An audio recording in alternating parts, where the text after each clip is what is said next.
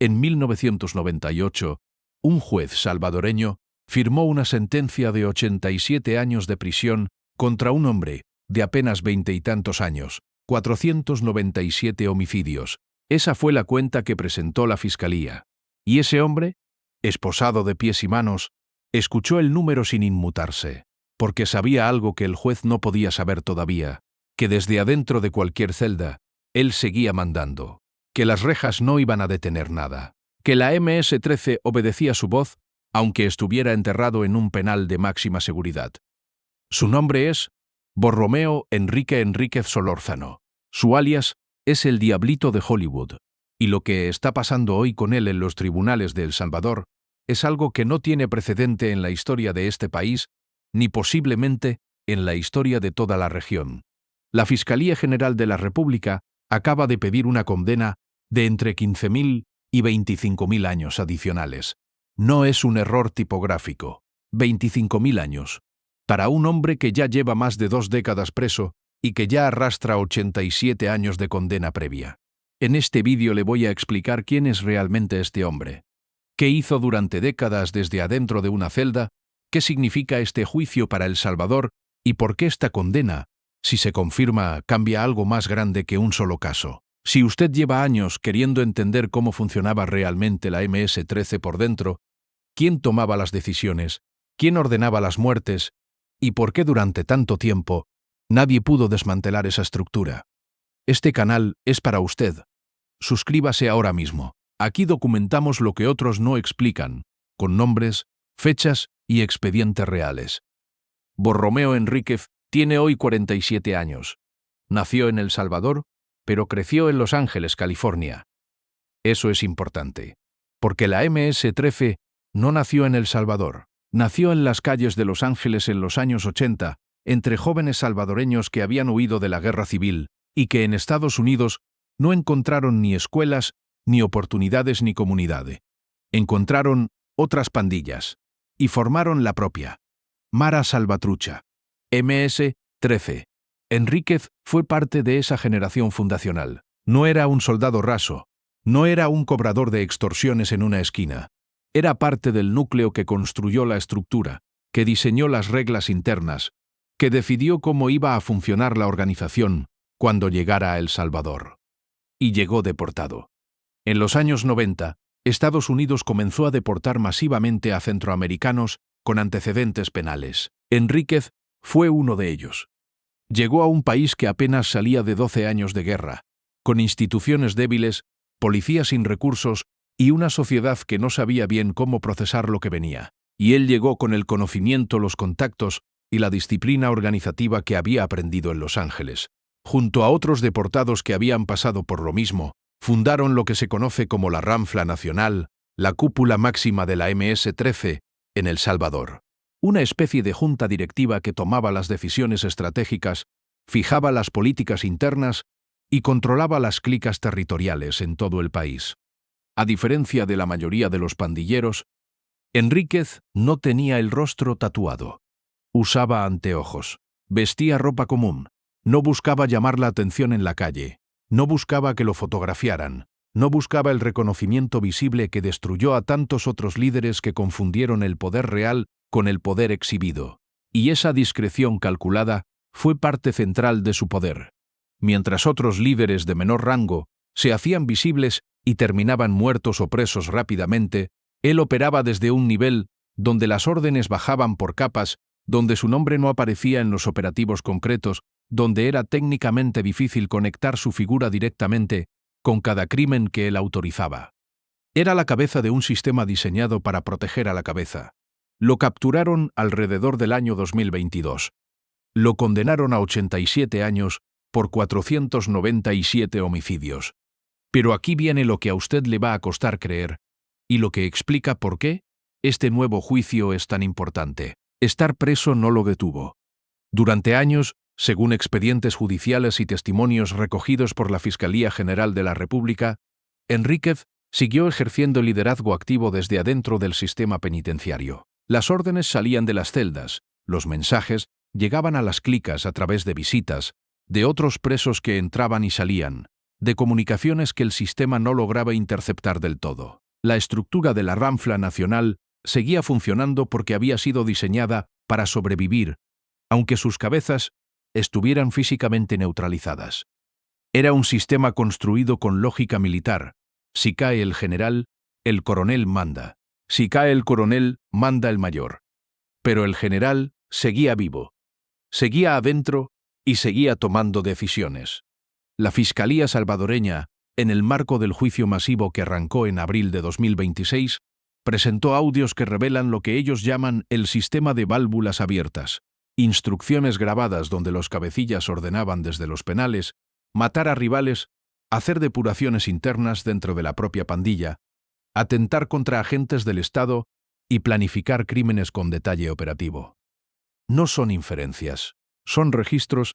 El fiscal adjunto contra el crimen organizado, Max Muñoz, lo dijo sin rodeos. Con las penas que el juez imponga, estas personas definitivamente no salen del sistema penitenciario. No les alcanzan ni 10 vidas para purgar lo que enfrentan. 485 cabecillas de la MS-13 están siendo juzgados en este proceso. 485. Es el juicio más grande en la historia judicial de El Salvador.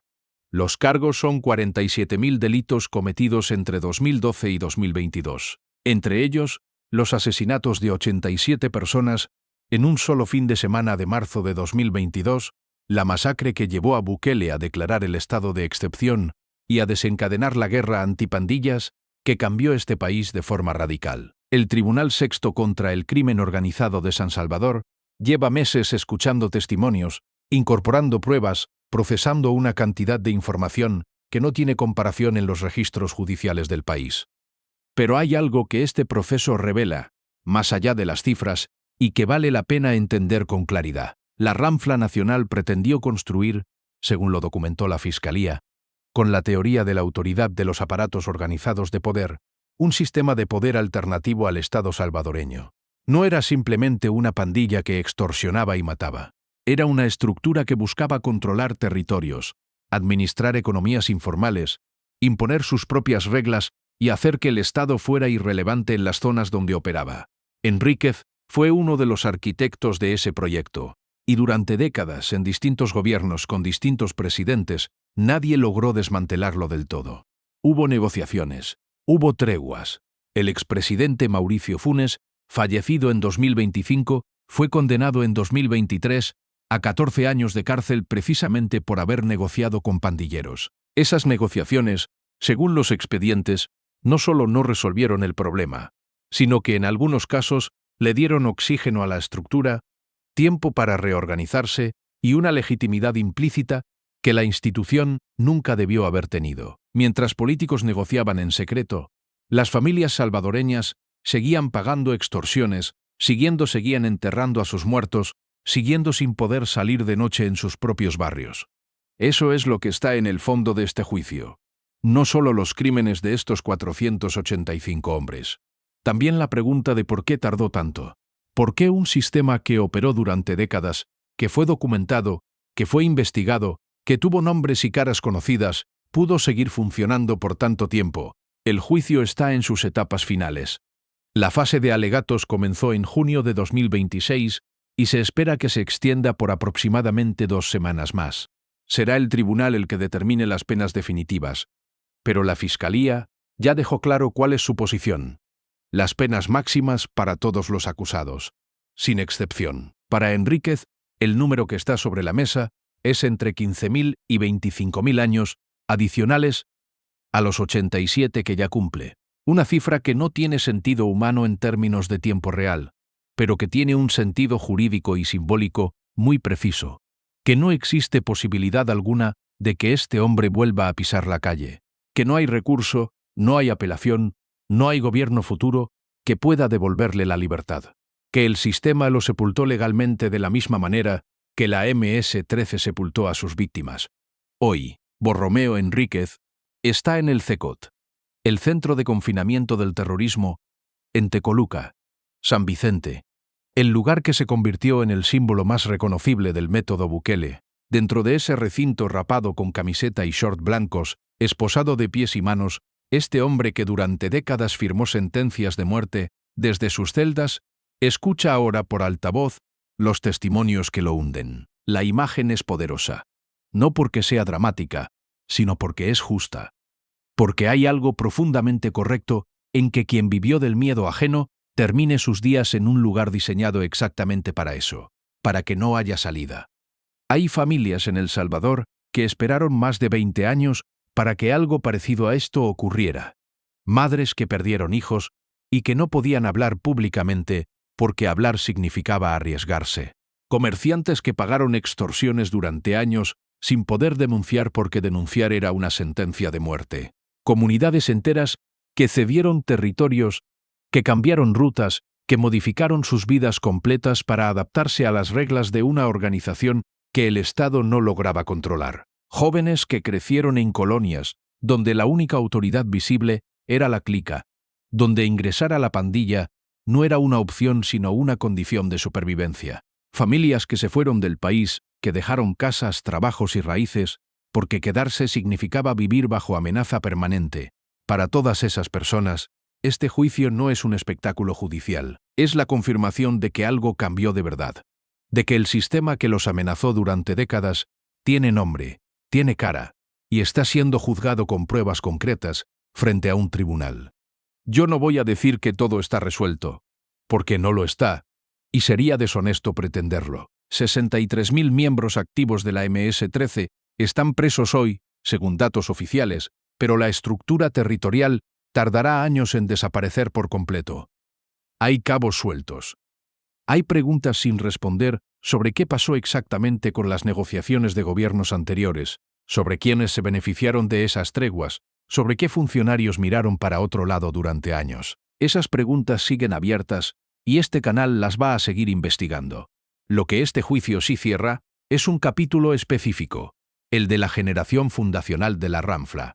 Los hombres que construyeron ese sistema de poder desde Los Ángeles, que lo trajeron deportados a El Salvador, que lo hicieron crecer durante décadas, aprovechando cada vacío institucional que encontraron. Esa generación está hoy en el CECOT, en camiseta blanca, escuchando en silencio los testimonios que los van a enterrar legalmente para siempre. Y eso, aunque no resuelva todo, es un punto de partida que El Salvador no tenía hace 10 años, 25.000 años. No es solo una condena, es una declaración de que El Salvador no va a olvidar, no va a negociar y no va a ceder lo que costó tanto recuperar. Es también un mensaje para cualquier estructura criminal que todavía crea que el tiempo, la paciencia o la corrupción pueden devolver lo que se perdió. Si este vídeo le explicó algo que no había entendido antes sobre cómo funcionaba la MS-13 por dentro y por qué este juicio es verdaderamente histórico, hay otra historia que usted tiene que ver.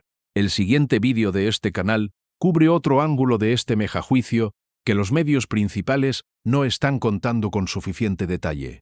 Suscríbase para que no se lo pierda y comparta este vídeo con alguien que necesita entender lo que está pasando en El Salvador.